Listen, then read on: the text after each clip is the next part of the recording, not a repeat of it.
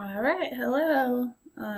So I tried really hard to come to class today, but it just really didn't work out with baby Marchman. Um, it's not that I don't want to. I mean that. It's really not because of that. If it wasn't during her stupid nap time, I would totally bring her. But, okay. So test is Monday. All right. It is on modules 11 through 15. And really anything is game in these modules. Okay? It's multiple choice, and there's a short answer section. And then you have that study guide in the packet to help you. There could be things outside that study packet, but that is, or study guide, but that is definitely a good place to start. All right? So brain parts, all those brain parts. Know the ways to study the brain, and then today what we'll talk about as well. Alrighty, so here's the goal today is I have a small little PowerPoint to go through, and then I have an activity I want you guys to do. Okay, I was going to say something. Oh, so from what I've noticed is the days that I'm not here, the next day that I see you, a lot of times you don't remember a lot of this stuff. So I'm not sure if it's just the weekend or it's you're chatty while you're doing it, and so you're not really taking it in because there's not a teacher there yelling at you. But this is it for this stuff. So this is the time where you'll hear the information from me and not again before the test. Okay? All right. So the topic for today is nature versus nurture, and we're going to go over this kind of a lot throughout the year at different time points. So this is kind of just setting up the basic argument, and then looking at the biological side that we'll talk about. Okay, so nature versus nurture, right? We've already talked about this. Why are we who we are, right? So why are you who you are? So if let's go with intelligence. Your intelligence level, all right? Is it because of your genes, your genetics, right? Is it because of your brain capability?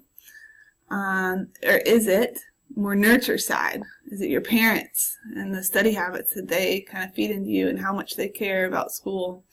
If you go to other homes, people don't really care about school very much. They fail, it's fine. All right, is it the school that you're in, the friends that you have, they care about school and they want to go to college? So the answer is both. It's both. It's always the answer with nature versus nurture. But you have to be able to back up both sides. Okay? I think I'm in the way. There we go. Okay, so behavior geneticists, if you even just look at that name there, they are trying to figure out what effects do heredity have? Does heredity have, so your genetics, versus environment. So basically, they're the ones studying nature versus nurture. So some of the things we're going to talk about later, these are the type of people that would study that. Okay? So, and you potentially interested in research in medicine and molecular genetics or behavior genetics in general might be your area. Okay, so if you see that picture, you've got behavior genetics, we just talked about, and then you've got a branch off of molecular genetics. And basically, they want to zone in on the function of certain genes. Okay, so they're studying at the molecular level the functions of certain genes. So, are there genes for alcoholism? How about depression, right? These are things that can get passed on from your parents. Schizophrenia, like cancer, for example. There's these genes that they're looking for, and that might put them at risk for certain disorders. Pretty cool science stuff that is way over my head, definitely. And kind of once, as they're researching, they find out the heritability of certain factors. So, I'm going to read this straight definition to you. The extent to which the differences among people are attributable to genes. So all of us are different in intelligence levels, right? Well, how much of that difference between people there is due to genetics, right, versus environment? And you can never say it's like a specific amount because we all differ so much.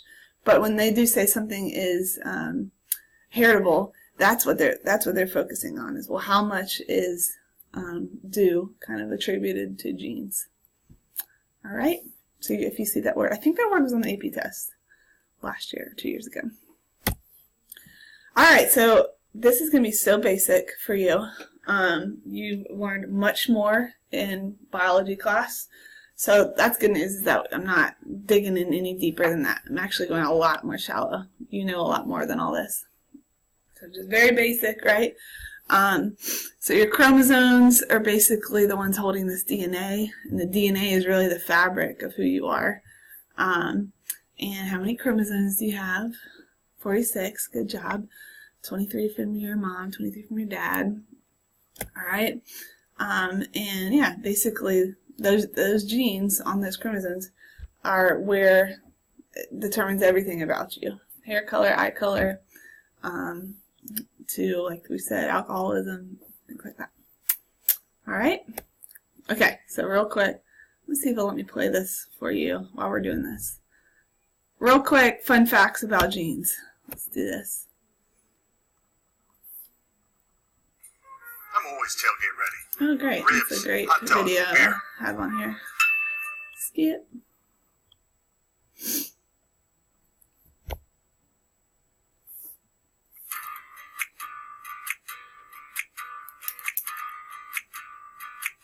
You are part of a diverse array of organisms that inhabit the biosphere on Earth.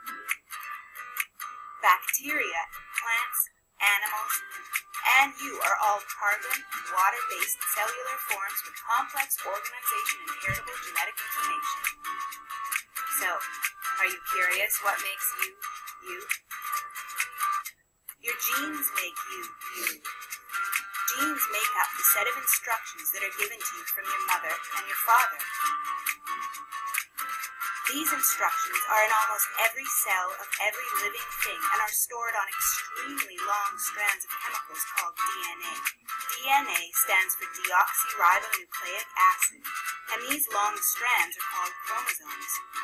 Chromosomes are made up of many genes. One gene is a specific sequence of DNA on a chromosome that provides particular cellular instruction. DNA is shaped like a ladder that's been twisted, which is called a double helix. The steps of the ladder are made of four main chemicals called bases: adenine, thymine, guanine, and cytosine. The particular order of A's, T's, G's, and C's is extremely important, as it determines whether you are a banana, rhinoceros, or a human. It also determines whether you have brown hair, blue eyes, or green skin. The sides of the ladder are made of alternating sugar and phosphate molecules. The entire DNA sequence is called a genome, and in humans is 3.2 billion base pairs. This would take 9.5 years to read out loud without stopping. It would take someone typing at 10 words per minute for 8 hours a day, 50 years to type the entire human genome. If you unwrap your DNA from one cell, it would extend more than 6 feet long. If you unwrap all of the DNA in all of your cells, it would reach the moon 6,000 times. All 3 billion bases of your genome would take 3 gigabytes of computer storage space. Your entire DNA sequence would fill 200 New York City telephone directories. You are 99.9% identical to the person next to you. Only 0.1% of our genetic makeup differs. Less than 2% of your DNA carries recognizable instructions to make proteins.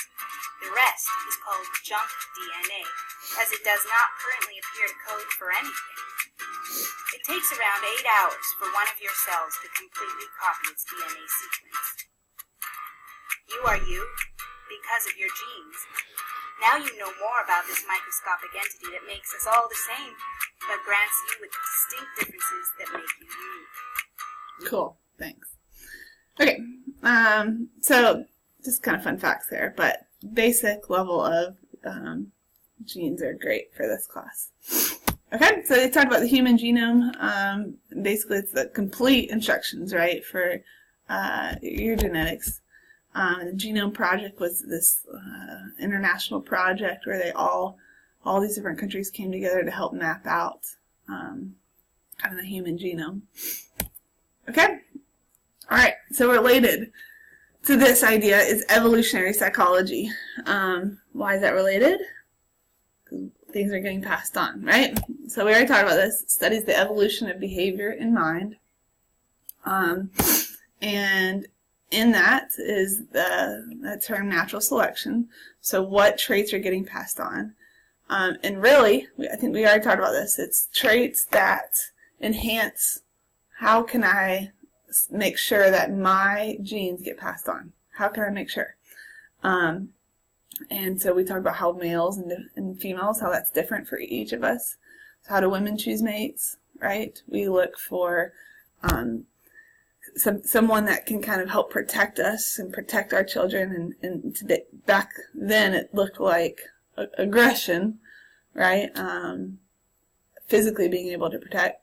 Nowadays it's a little bit more of economic security and how do I make sure my family life is going to be stable, right? Versus men. And then evolutionary-wise, we talked about this. You guys are looking for women that fertile, right? How can I spread my seed and make sure that my traits get passed on?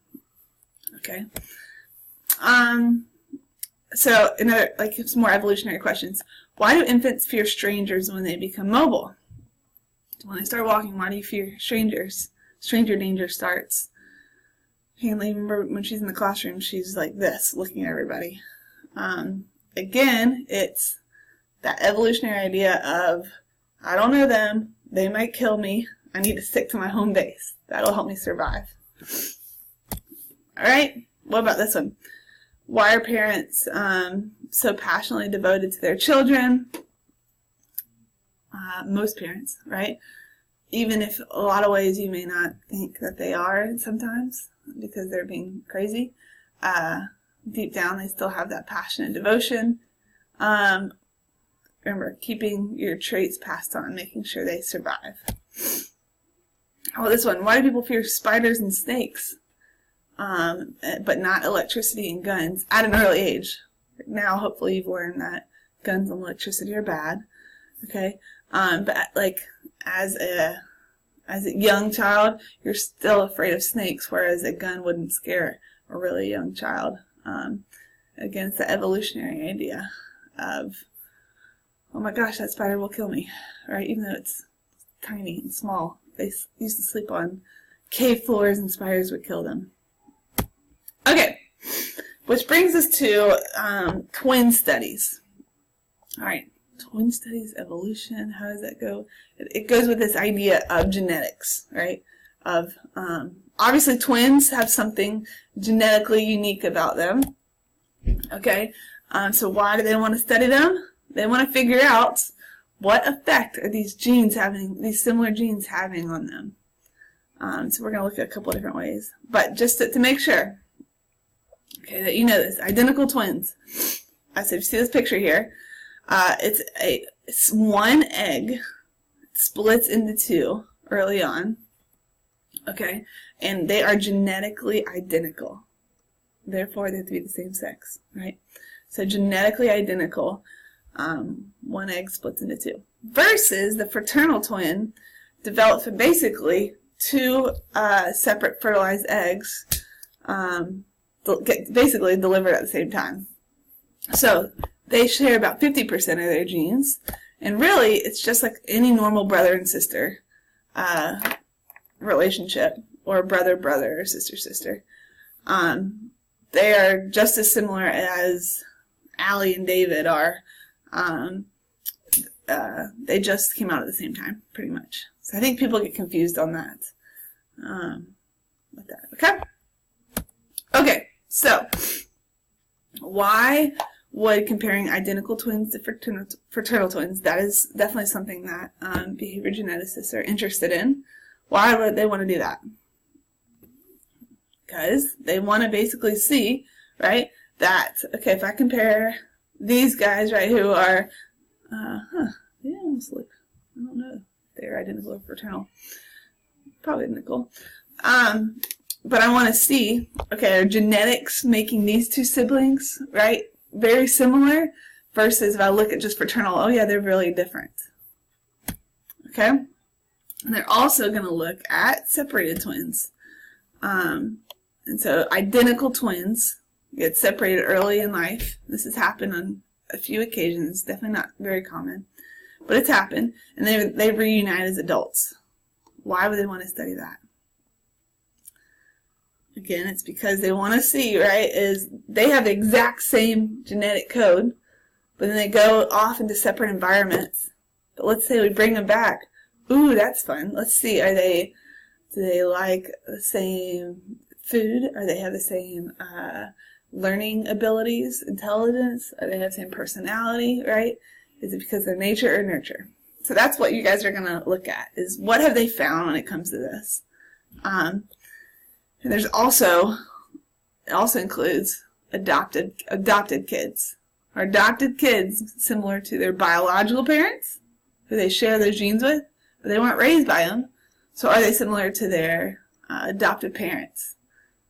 Which one are they most similar to, and why? Biology or environment? Pretty cool study. So I want you to, you're going to see, yeah, here's that real quick.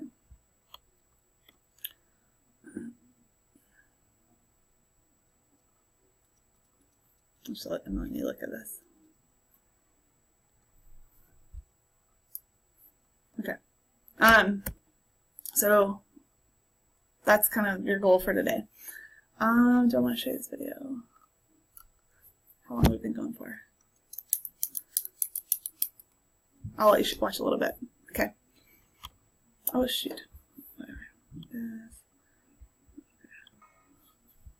Hope you can hear this. Even before they're born, identical twins intrigue us.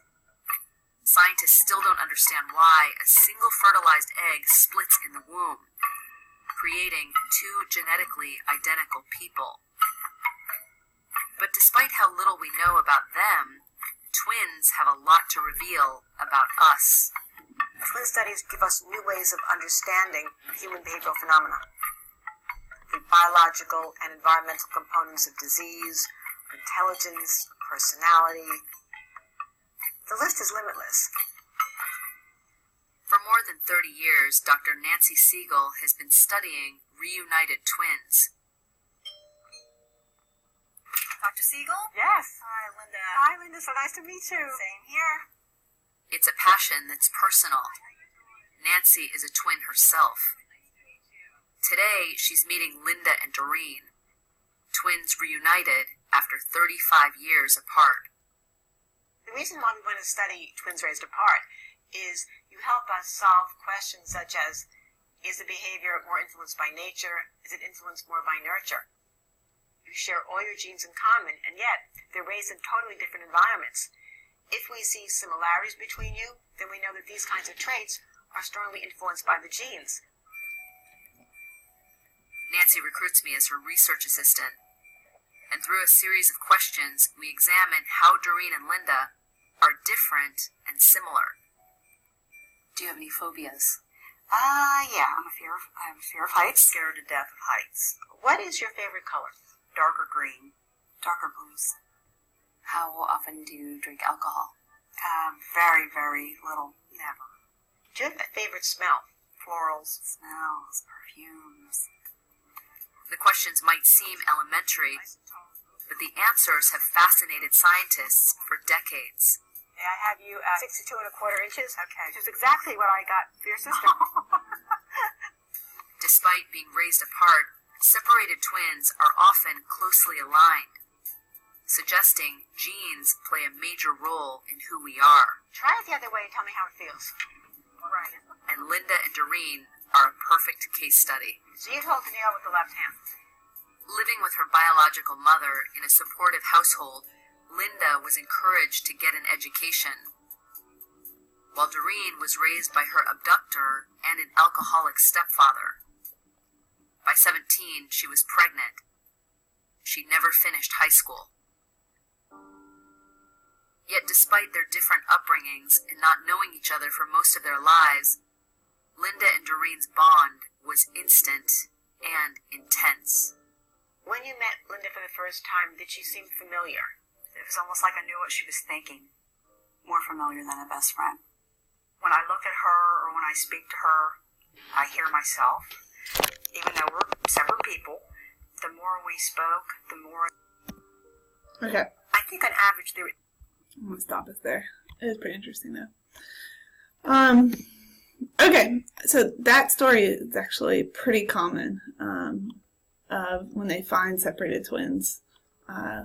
What they find is very similar when it comes to behaviors and personality traits. Okay, so what I want you to do, so let me pull this up, is you have this worksheet. Yep.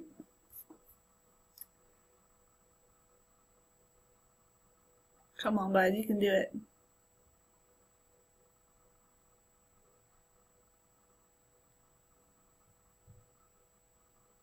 Okay, nice and slow. And there we go. There's 7, I think. Yep, 7 statements. I want you to guess right now. I want you to read them all and just guess. True or false on these. Okay, first thing. And then I want you to look through these pages, 125 through 128. Kind of read the stories there. And write out now what evidence you find that supports the correct answer. So you can change your answer then to true or false. But then find evidence in the book, and you can just copy it straight from the book and put it there. Okay? There's only 7, and then that's it. All right? Okay. Email me with any questions, test questions, text me, whatever. That's it. We'll go over this on Monday before the test. All righty. Peace out.